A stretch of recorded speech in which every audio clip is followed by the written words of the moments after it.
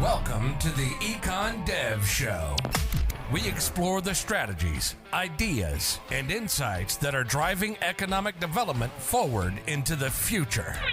You'll hear new insights from passionate EDs about their successes and struggles, and you'll learn from attraction and retention experts about how to apply actionable strategies inside your EDO. We'll help take your organization, your community, and your career to the next level. Here's your host, Dane Carlson. Welcome back to the Econ Dev Show. Today we're here with Greg Lowe. Greg is the Director of Economic Development for the city of Lewisburg in Tennessee. Greg, welcome to the show. Thank you, sir. Tell us a little bit about Lewisburg. I know that it is somewhere right between, I think, Nashville and Huntsville. Is that correct? That is correct. We are almost equidistant between Huntsville, Alabama, and Nashville, Tennessee on Interstate 65. So Nashville being the largest city in Tennessee and now Huntsville being the largest city in Alabama, we are what I like to call in the Goldilocks zone between those two metropolitan areas. Fantastic. So what, about an hour from each of them? About an hour from each of them. Okay. That's correct. I like to say I can be at the airport in Nashville or the Wild Horse Saloon in 52 minutes. Oh, fantastic. So how big is Lewisburg? Well, in the county, we're in Marshall County, and we're 35,000 in the county, right up under 14,000 in the city of Lewisburg. Okay.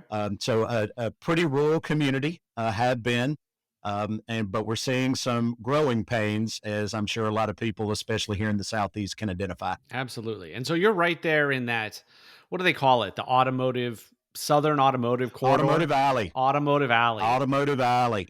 I-65 runs from Chicago up there at the Great Lakes all the way down to the port of Mobile, Alabama. And then you have I-75 on the other side of the state. And if you just make an alley out of those, that's been the migration of all the automotive coming out of the Great Lakes region and moving southward. And there we are in the middle of it. Fantastic. So I'd imagine you have a number of industry that's sort of ancillary to the auto industry. Oh, absolutely. That would be our number one sector, would be automotive related. We have three Japanese automotive supplier, one Taiwanese automotive supplier, and then a Canadian, but we also have a lot of American automotive suppliers from tier 1 to tier 2, doing everything from windshields and door panels to the actual cockpit inside of a lot of the OEMs. So very tied to automotive, which is a blessing and a curse. You can be too tied to one sector, right? Right. And I would argue, or I have argued with our locals, that maybe we're a little top heavy in the automotive sector. So if you look at our targeted sectors overall, food and beverage is really gaining some steam, and I'm happy to see that. Plastics and chemicals have been something we've been in. Metalworking, for sure, which is also tied to that automotive sector, and aerospace and defense. We do have Teledyne down here that's doing some very high-tech microelectronic things in the aerospace and defense sector. And those are areas I'd like to see grow along with medical device. I think we're in a region where medical device manufacturing suits us both from our workforce talent and the type of training we offer in this area kind of translates to that. And it would broaden our portfolio as far as targeted industries. Gotcha. So you've been there, I think it said on LinkedIn that you've been in that position for 13 years. That is correct. Right. So have you seen a change over that time period? Wow, is what a change. So I like to jokingly say my job was really easy when I started in 2009. We were in the midst of that recession. So I had a 22% unemployment rate and 4 empty factories in my industrial park. So I got up every morning knowing precisely what I was going to do that day, right?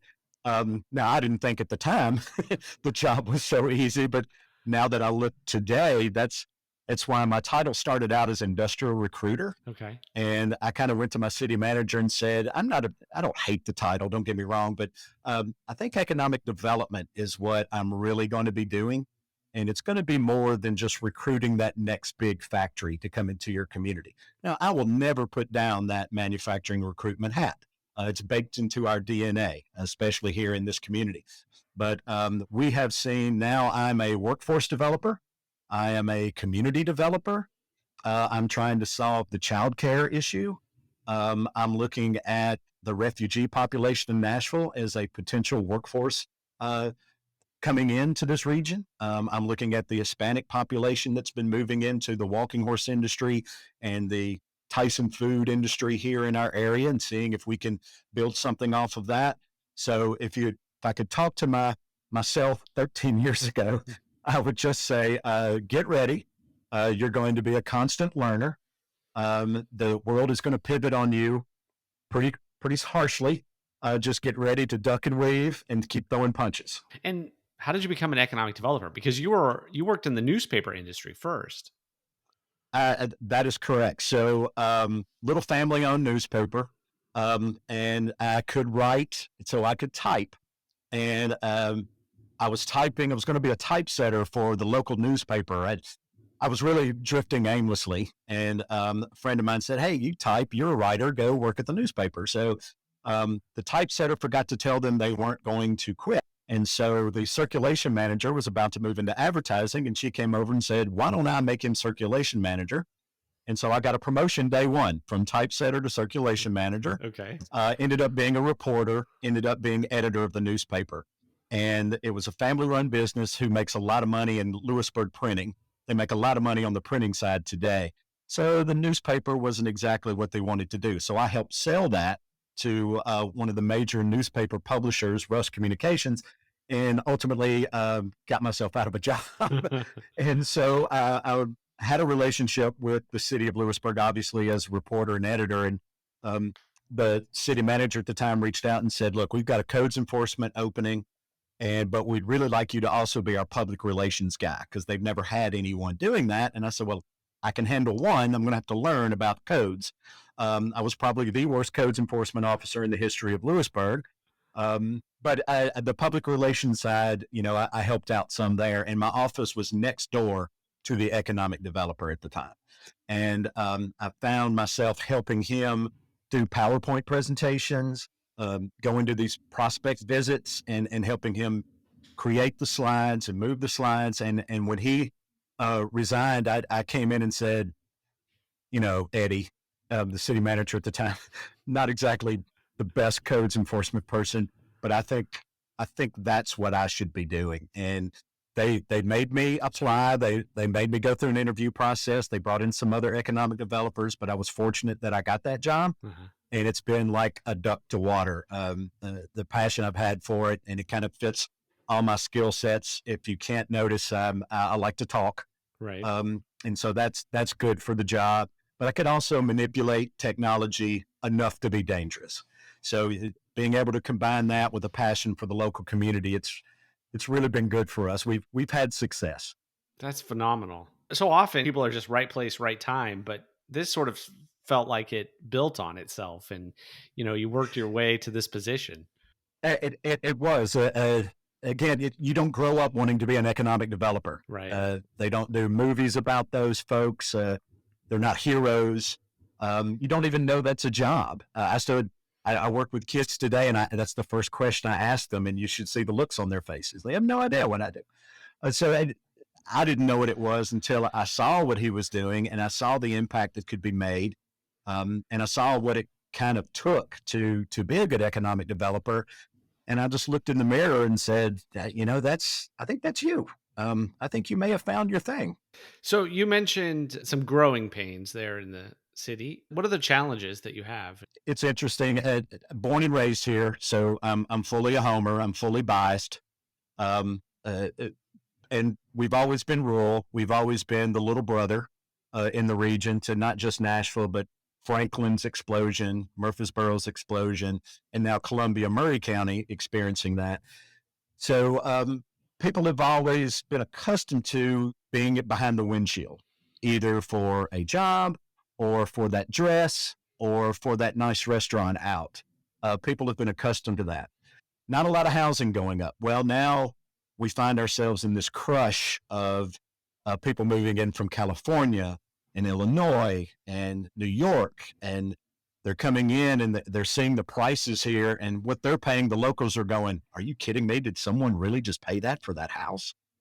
And I've got about 4,000 houses in the planning and zoning pipeline as we speak. And so I've got residents going, time out. I do want the restaurant. I do want the nice downtown, but I'm a little worried about all these rooftops. So we're kind of experiencing a bit of schizophrenia there. I had a survey not too long ago. What do you like about Lewisburg and Marshall County? And the answers were small town living, low crime rate, no traffic jams. The teachers know my child's name. And I said, what do you want? A mall and a movie theater.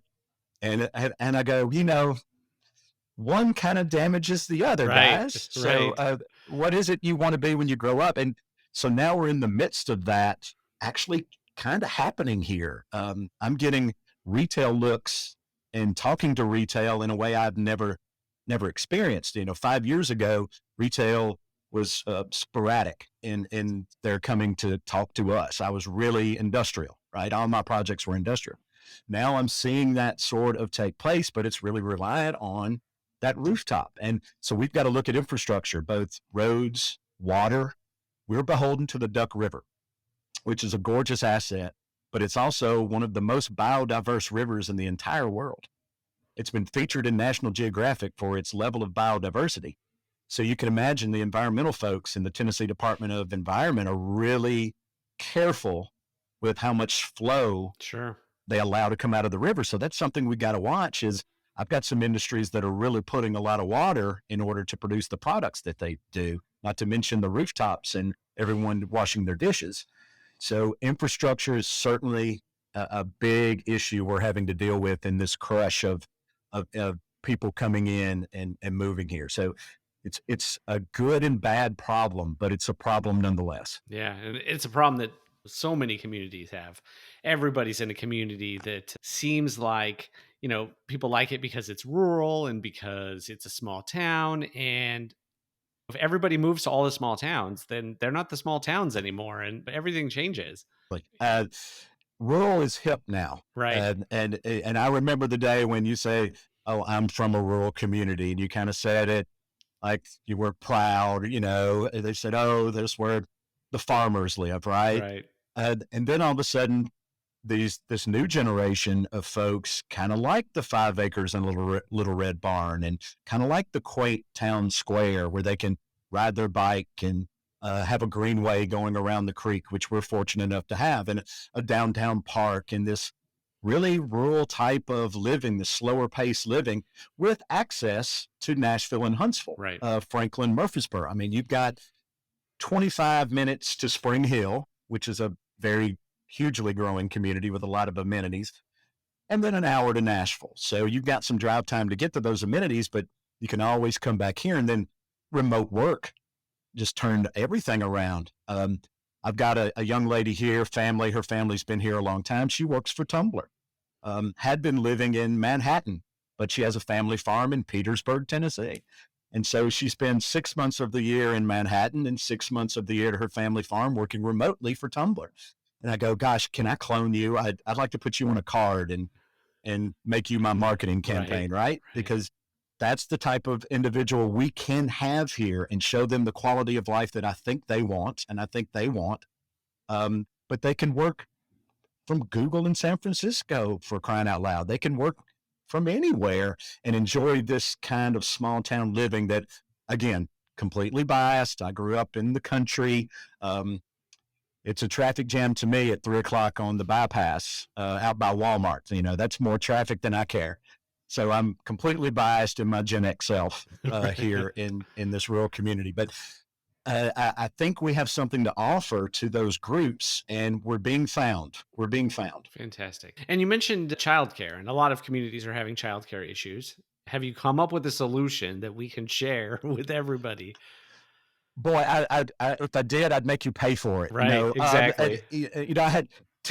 I did a great thing with TVA. We're blessed to be in the TVA region, the Tennessee Valley Authority, and they do some fantastic things in economic development, especially for rural. And one of them was the Innovation Academy. And we were there with Oxford, Mississippi, and Bowling Green, Kentucky, and Memphis, and here's little old Lewisburg, and we're going through this program together where we look for problems. And my problems at the time was small business and entrepreneurship, which is still a problem.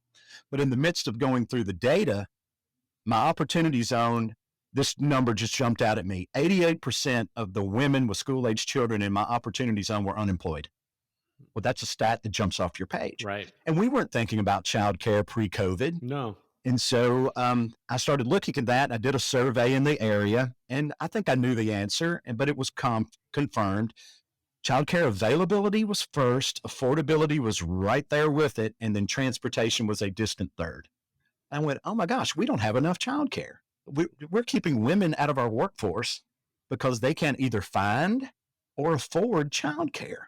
And so I started putting that on our radar, and we were fortunate enough to get a $500,000 grant from the state of Tennessee to help one of our facilities double its capacity, essentially. Mm-hmm.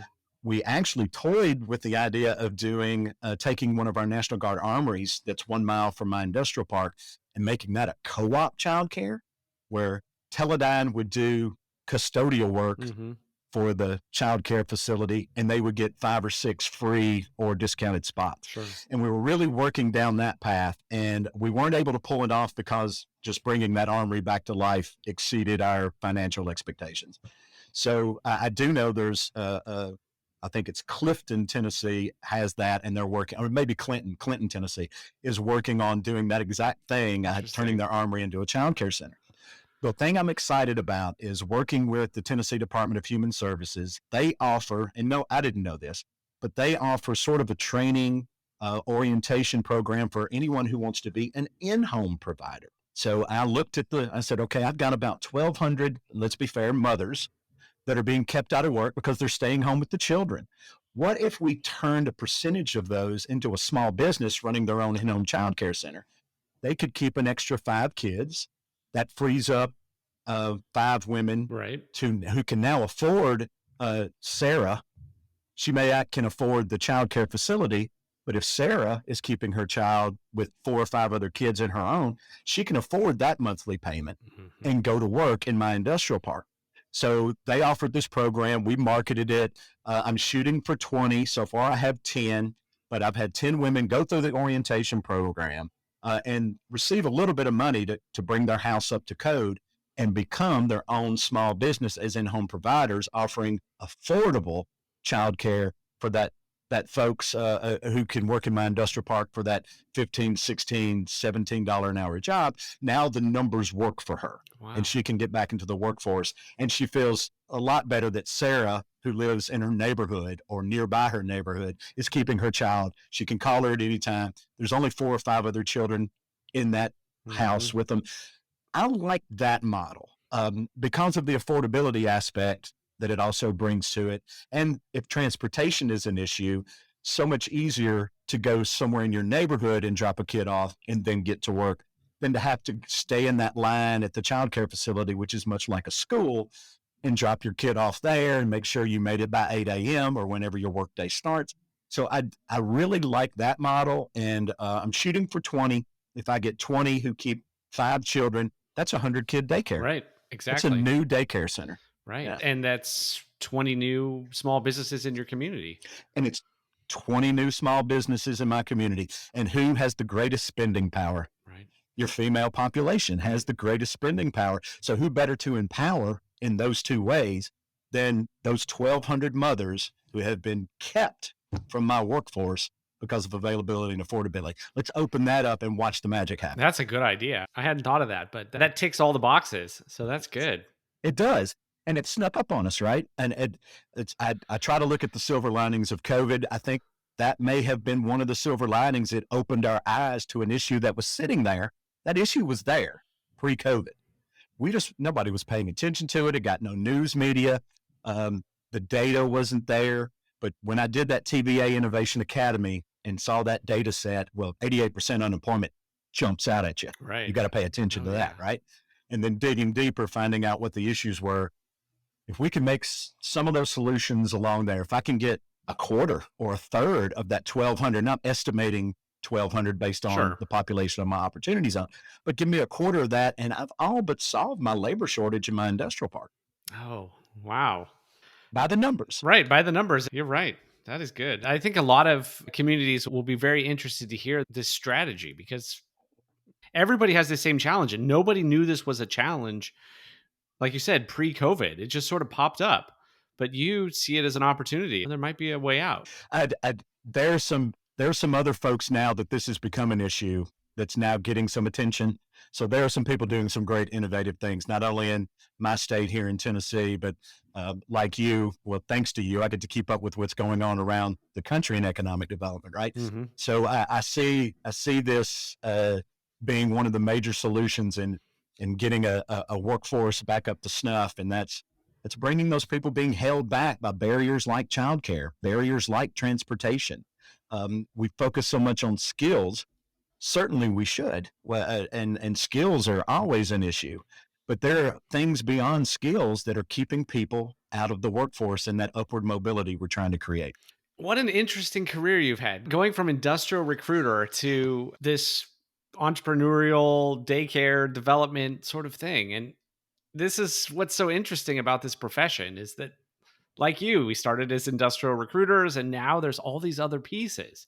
And it's interesting because you don't think from the outside looking at the situation, you think, okay, we need jobs in a community. So you move industry into that community and that's it. But no, there's so many other pieces. Uh, Absolutely. And I'm glad you said the word entrepreneurship. So I don't think we could spell that 5 years ago. And now I'm trying to create a small business and entrepreneurial center on the square. We have a city-owned building. Um, I'm going to partner with some groups that are doing that, and we're going to create a small business and entrepreneurial center with co-working space. I'm blessed to have the Middle Tennessee State University 40 minutes to my north, and UT, the University of Tennessee Southern Campus, 30 minutes to my south. And I have two Tennessee Colleges of Applied Technology 30 minutes away, and a Columbia State Community College satellite campus in my community. Blessed. So all those people can bring their resources into this entrepreneurial center, interact with these entrepreneurs who are hidden. By the Right. way, they're hidden out there.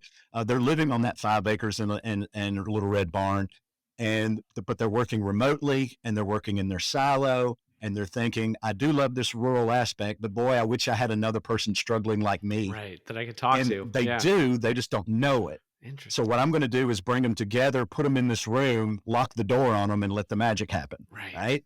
And and just provide them with these resources that we're blessed to have around them, and watch my square come back to life. We have a beautiful downtown square, but it needs some TLC. Hmm. There's some buildings that need it; they're empty. I actually sold men's clothes in a men's clothing store during high school, and we dressed the mannequins every Saturday because there was so much foot traffic, right?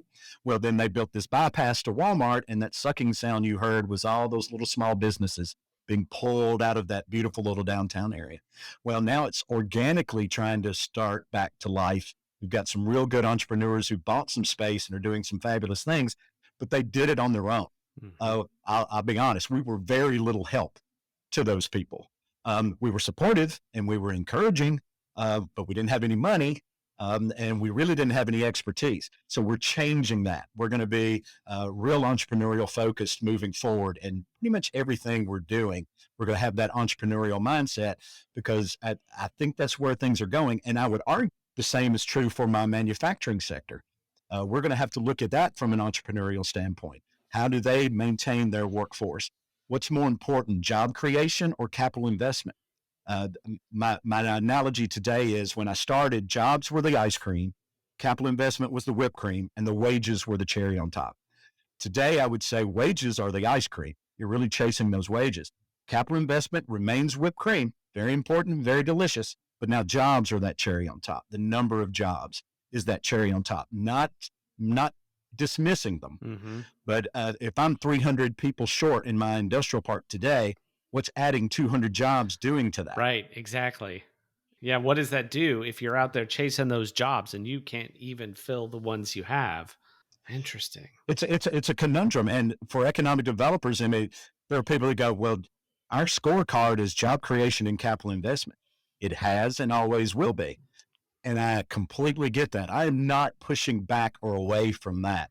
I'm just saying it's a little more nuanced and layered today. Right. So it isn't so easily black and white in a little box. I think job creation and capital investment have their boxes, but you open up that Excel spreadsheet and you got to add some more cells. Sure. And those cells are automation, VR and AI, what's coming there. I used to be scared to death that the robots were going to take my jobs away from my factory. Now, give me a robot, take those 10 people, turn them into one, I'll find jobs for those other 9, right? They'll either get assimilated into that company already, or they'll find a job next door pretty quickly, or we'll teach them how to be small business and entrepreneurs and grow our base that way. So we can provide upward mobility sustenance for those 9 people getting roboted out of a job, right? We'll be able to pull that off. So I'm not scared of that anymore. I'm actually kind of welcoming it because that's capital investment. Right. Into my community. That's true. It is capital investment. Yeah. Right. And by and large, they're not cheap. No. So that's pretty big investment those folks are making. And, we had the big Blue Oval City announcement in Memphis, outside of Memphis here in Tennessee, just a big project for our state. But our state has done, very well over the last decade in industry. And what we're seeing is this changeover into electric vehicles. We're heavy automotive across the state, to be honest, with pockets of other things scattered about. But this change to EV, our manufacturers are already going there. If Ford is going to make that type of investment and GM to follow, I'm 30 minutes from the GM plant. At Nissan, I'm an hour away from that plant. Volkswagen, I'm an hour and a half from that plant. If they're going to make those large investments in EV, I think the rest of us need to pay attention to that and follow suit and start training our folks. I go into the schools in 3rd grade and talk to my kids, or I bring in my industries, my employers, and we start talking to them in the 3rd grade. And a lot of people go, but my mother taught 5th grade for 37 years, and she said retention really begins in 3rd grade. So start planting your seeds there, and you'll talk to them again in the 4th grade, and you'll talk to them again in the 5th grade, and you'll talk to them again in the 6th grade. And by the time you get them in middle school, they know Teledyne, they know Morelli, they know Walker Die. They may not know everything, but hey, I remember you. Right. You came last year and talked to us. And now we're in middle school and we're going, all right, we have careers here. If you're really interested, let's have a real conversation. I want to follow you throughout your high school career. We're creating a high school employment service and what I like to call a Marshall Works Well. And it's going to be where human resources from my manufacturing sector are going to find those kids in middle school who have a real interest in what they were talking about. Like some kid who likes to take the lawnmower apart with his dad. If you have an interest in that, we have a career for you. So we're going to interact with you throughout your high school career. And we're going to send a letter home to your mom and dad that says, hi, your kid is a Morelli kid now, which means my human resources are going to come into the high school when they're freshmen, have lunch with them once a month in the cafeteria, send them a text to find out how they're doing now and again, give them a swag bag with a t-shirt, give them job shadowing opportunities, weekend internships, after school jobs. We're going to interact with your child throughout their senior year. But when they get their end of junior year, we're going to have a real frank conversation with them about what does after high school look for you? Are you going to the University of Tennessee? Are you going to the Tennessee College of Applied Technology? Are you just going to walk off the stage with that diploma and into my HR department? What are you planning on doing? And whatever that is, we're going to assist you. Keep in mind, we've put this time, we've invested in time in you because we want you to come work for us. Right. And I don't know if there's going to be ROI at the end of that rainbow, but I think it's worth trying. And I've got 3 industries. My 3 largest industries are on board. So did they come up with this idea, or how did that come together? Well, we have Junior Leadership Marshall. I think everybody has this. And about 8 years ago, I was doing my dog and pony show for Junior Leadership Marshall, and I asked the question, how many of you are going to be engineers? And about 4 or 5 hands go up, and they're going to go to Tennessee Tech, maybe the University of Alabama, Huntsville, a couple of Georgia Techs, but mostly Tennessee Tech. And I said, how many are going to come back here and be engineers? And they all looked at me like I had 3 heads. Right. And I went, okay, you do know their engineering job. And they go, no. And I said, okay, that's my fault that you didn't know that. That's my company who hires engineers' fault. They should have told you that. Right. How come that's not happening? I said, oh, well, because we're not interacting with the schools. But my employers aren't telling their story. They aren't marketing themselves to a population that's their next workforce. We all hear about our young people leaving us.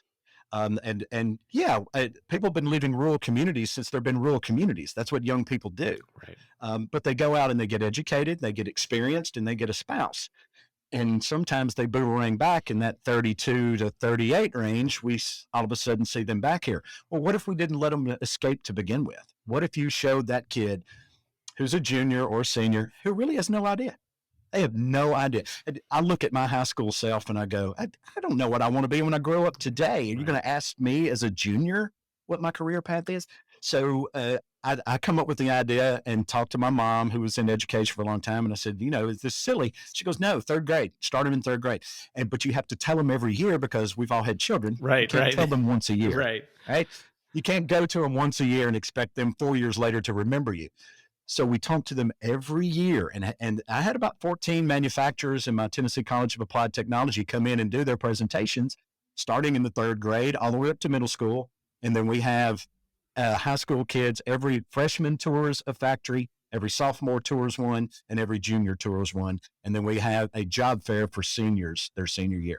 So no kid ever graduates from one of our high schools having not toured a minimum of 3 of our companies and gone inside their facility. So no more will they, when I ask the question, how many are going to come back here and be engineers? They're going to go, there are no engineering jobs here. And they're going, no, you remember when we went to Teledyne? Right. I really like Teledyne. So I'm going to go to Tech, and I've already talked to the person at Teledyne, and they're going to help me. And when I come back, I'll be an engineer for them. So I'm not letting any more kids escape without knowing precisely what kind of career and how much money they can make and still enjoy their lifestyle here in Marshall County. That is fascinating. Wow. That is great. I'm going to steal that idea. And I hope that all of our communities that are listening, they steal that idea, because that's phenomenal. Well, I'll add one more component. So I started the Economic Development Growth Engine Club in my main high school here in Lewisburg among the junior class.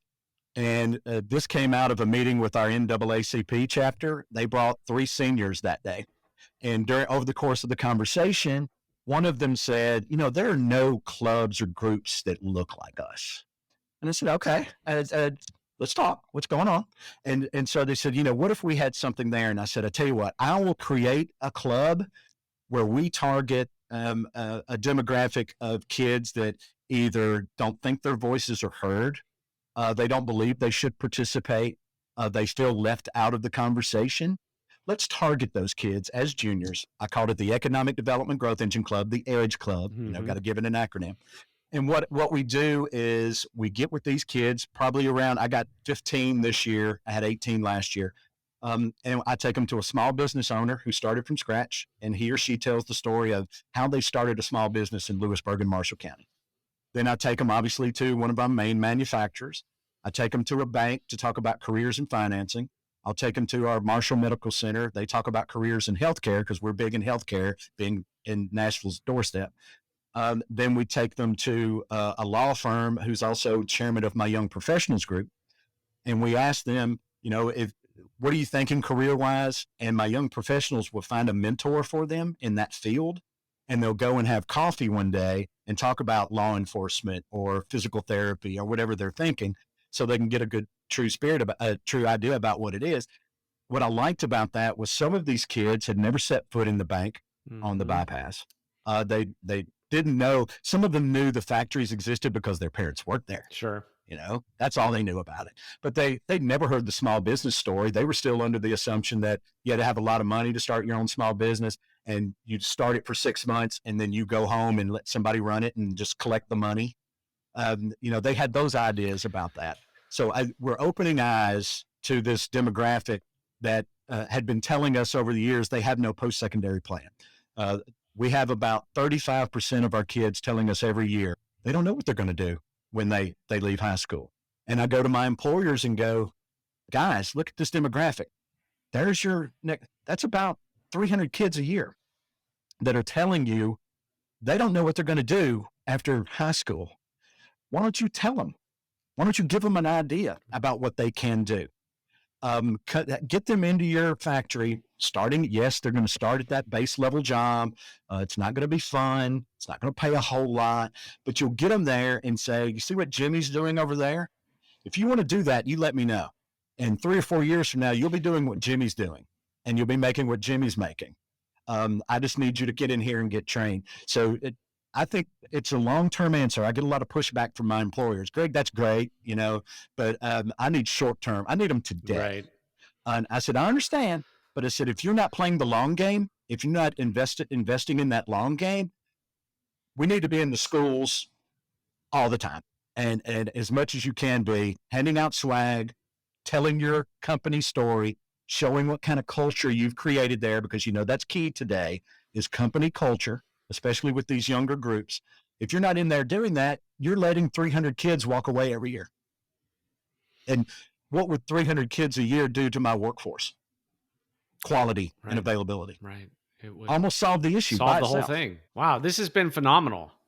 So do you think maybe, because all of this sort of flows around this idea of telling a story, the industry needs to tell their story and the small business needs to tell their story. And do you feel like you come to this as kind of a storyteller? Like, did you bring that element to the whole thing? Yeah, I like to say I really have only one superpower, and that's my big mouth. Sure. So I don't have a problem, obviously, speaking. I can get on stage and do that. And part of that is being able to tell a story. And so in economic development, we get trained on telling our story, right? We go to all these seminars and webinars, and that's good for us. Manufacturers, not so much, but they're figuring it out. They've had to.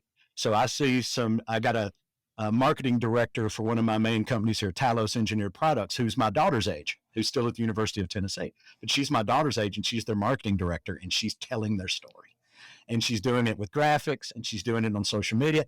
And that's one of the few industries that are not beating down my door every day going, I can't find people, because they're creating this culture and this buzz. So yeah, I kind of see myself as, I was quarterback in high school, so I'll use this analogy. My apologies to everybody, but I'm kind of QBing this thing, right? So I will help you tell your story. I will give you some outlets, all these social media outlets to help you tell your story. I will connect you to the audiences like our school age children to be able to tell your story, but I can't tell your story. So you tell your story, I'll help you with that, and then I'll help connect you with the audience that need to hear it. And it's the same for our small businesses, our entrepreneurs who are kind of hiding out there. You are telling my story for me. I just have to bring all that story together and put it in a package that's good. And I know enough on social media to be dangerous. And my Canva, things I make on Canva, thank God for something like that, because I do not have that gene, whatever it is, to make stuff look pretty. I don't have that. So I've got young people in Canva that helps me create pretty little stuff and going into video. But I see myself as the curator of all those stories, and the curation of all those stories is, in fact, my story, is my community.